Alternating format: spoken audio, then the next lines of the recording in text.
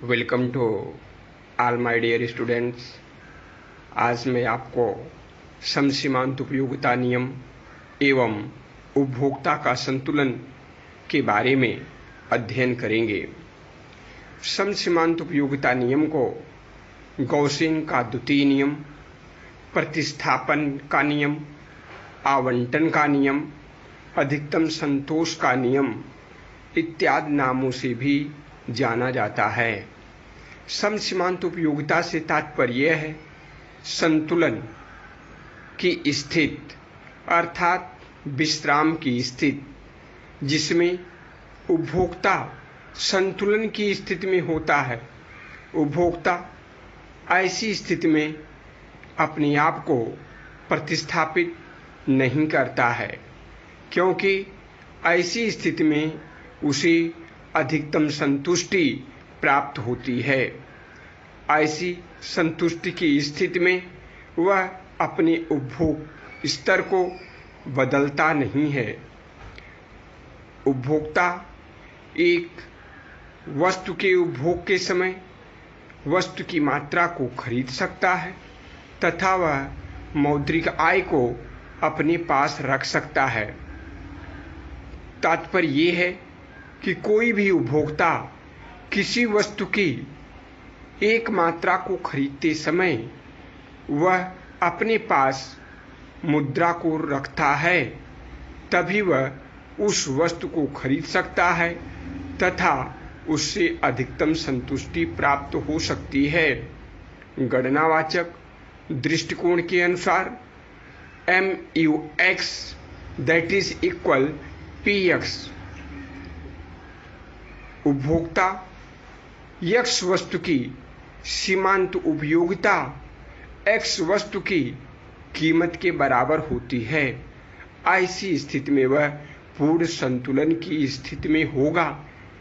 यदि X वस्तु की सीमांत उपयोगिता X वस्तु की कीमत से अधिक है तो उस वस्तु की अधिक से अधिक मात्रा वह खरीद सकता है, क्योंकि ऐसी स्थिति में उसे अधिकतम संतुष्टि, अधिकतम लाभ प्राप्त होता है। लेकिन शर्त यह है कि जब X वस्तु की सीमांत उपयोगिता अर्थात उससे प्राप्त होने वाली संतुष्टि उस X वस्तु की कीमत से कम है तो उपभोक्ता उस वस्तु की मात्रा को नहीं खरीदेगा, क्योंकि उसे उस वस्तु के खरीदने से संतुष्टि प्राप्त नहीं होगी। अतः एक उपभोक्ता के लिए यह आवश्यक है कि वह अपनी उन शर्तों को पूरा करे जहां पर उसे अधिकतम संतुष्टि प्राप्त होती है। अधिकतर एक उपभोक्ता MUX that is equal PX की स्थिति में अधिकतम संतुष्टि की प्राप्ति करता है। इसलिए MUX that is equal PX, marginal utility for X commodities that is equal price for X commodities. इसीलिए उपभोक्ता इसी बिंदु पर जो है संतुलन की स्थिति में होगा। इसे हम समसीमांत उपयोगिता का नियम तथा उपभोक्ता का संतुलन की स्थिति कह सकते हैं। इस प्रकार समसीमांत उपयोगिता नियम के अनुसार सरल शब्दों में हम ये कह सकते हैं कि एक उपभोक्ता विभिन्न प्रकार की वस्तुओं को खरीदने पर जो व्यय करता है तो व्यय की अंतिम इकाई से प्राप्त सीमांत उपयोगिता अर्थात संतुष्टि लगभग बराबर होनी चाहिए, तभी उपभोक्ता को अधिकतम संतुष्टि प्राप्त होगी।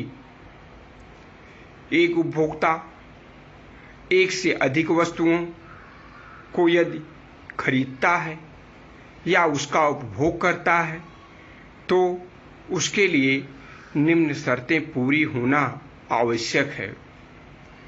जैसा कि इस फार्मूला में दिखाया गया है कि MUX is divided by px, that is equal muy divided by py, that is equal infinite mun divided by pn।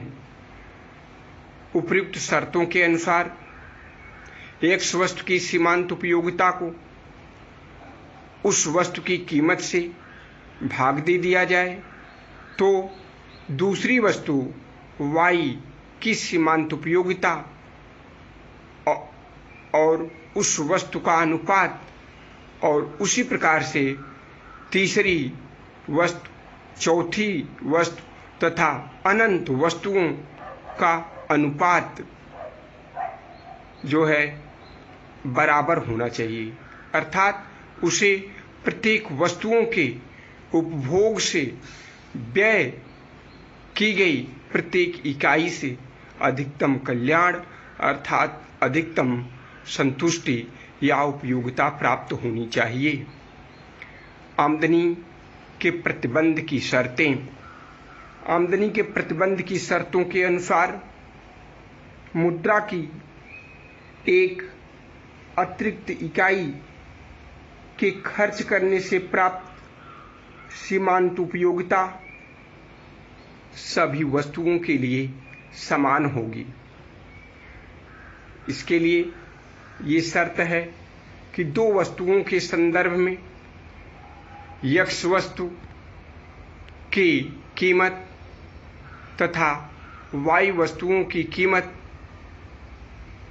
उसी प्रकार से अन्य तीसरी या चौथी वस्तुओं की कीमत का योग m के बराबर होना चाहिए। अगर दो वस्तुओं की स्थिति है तो x वस्तु के लिए खर्च की गई मात्रा तथा y वस्तु के लिए खर्च की गई मात्रा या कीमत दोनों का योग m के बराबर होना चाहिए। m मुद्रा की मात्रा आमदनी के प्रतिबंध की शर्त है। उस स्थिति में एक उपभोक्ता को अधिकतम संतुष्टि या कल्याण की स्थिति प्राप्त होगी। तालिका द्वारा उपभोक्ता के संतुलन का स्पष्टीकरण। उपभोक्ता के संतुलन को समसीमांत उपयोगिता नियम की सहायता से समझा जा सकता है। जैसा कि तालिका से स्पष्ट है कि वस्तुओं की मात्रा 1, 2, 3, 4, 5, 6 जो कि किलोग्राम में दिया गया है तथा केले की मात्रा, केले की इकाइयां x वस्तु 30 रुपये प्रति किलोग्राम के हिसाब से प्रत्येक वस्तु से प्राप्त होने वाली उपयोगिता को दर्शाया गया है। जैसे एक इकाई के उपभोग से 385 उपयोगिता प्राप्त होती है, दूसरी इकाई से 355, तीसरी इकाई से 300, फोर्थ इकाई से 270, फिफ्थ इकाई से 200 तथा छठी इकाई से 185 के बराबर उपयोगिता प्राप्त होती है।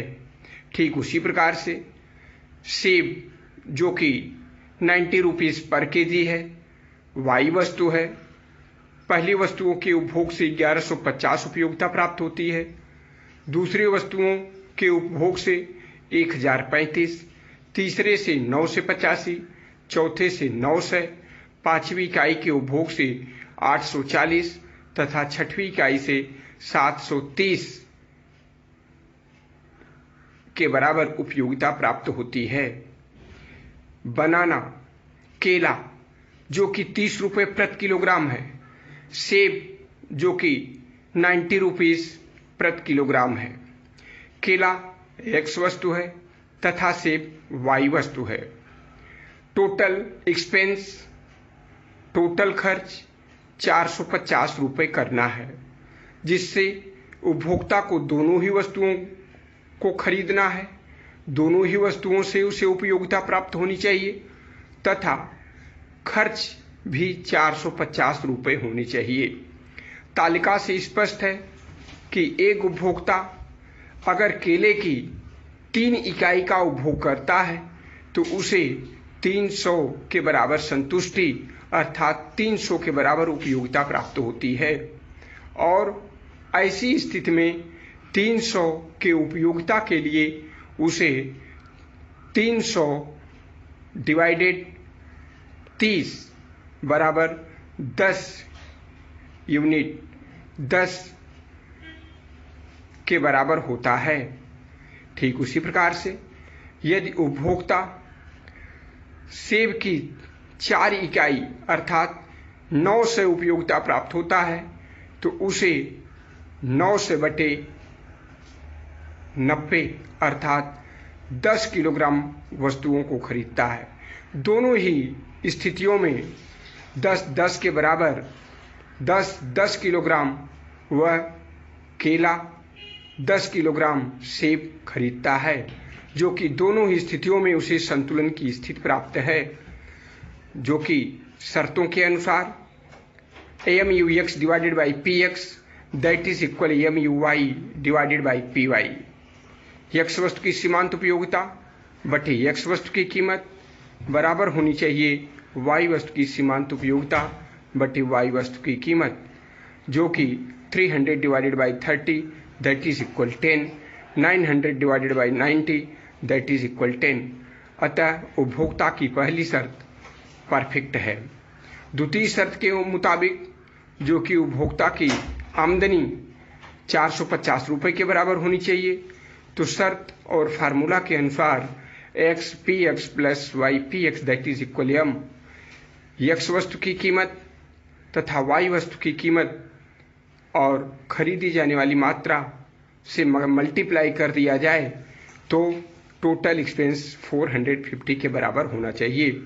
ऐसी स्थिति में केले की 3 इकाई 3 किलोग्राम केला खरीदता है, 3 into 30 that is equal 90 plus सेब की 4 किलोग्राम इकाई खरीदता है, 4 इंटू 90 दैट इज इक्वल 360। अगर दोनों खर्च को जोड़ दिया जाए तो 90 प्लस 360 दैट इज इक्वल 450, जो उपभोक्ता के संतुलन को प्रकट करता है। सीमांत उपयोगिता नियम की सीमाएं। सीमाओं से तात्पर्य है कठिनाइयां।